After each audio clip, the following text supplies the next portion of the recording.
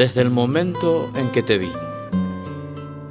La vida no fue solo ausencia, fue un enjambre de besos y un te quiero rondando tu presencia.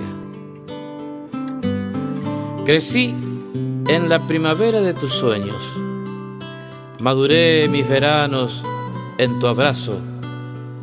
Ansía este clamor de mis sentidos ser destino final de tu arrebato. Ansío descubrir en tus senderos el rastro de los míos, al son de la cadencia de tus pasos, perderme en tus caminos. Buscar en el calor de tu mirada esperanza y abrigo, y quedarme en un rincón de tu alma como abrojo prendido.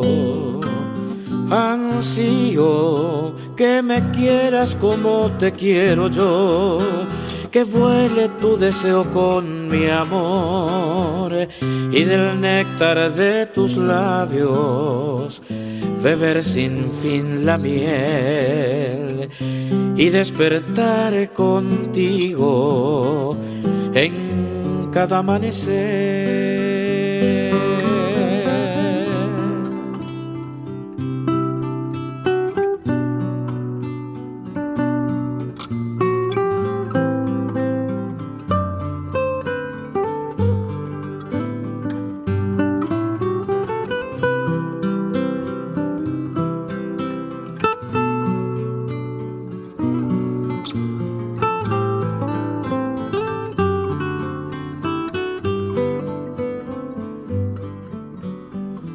Ansío remontar en tus estrellas pandorgas de esperanza, librando de malezas la espesura del monte de tu alma. Hundirme en el silencio del remanso que acunó tu nostalgia, y quemarme en el fuego de tu boca, fundiéndose en sus llamas.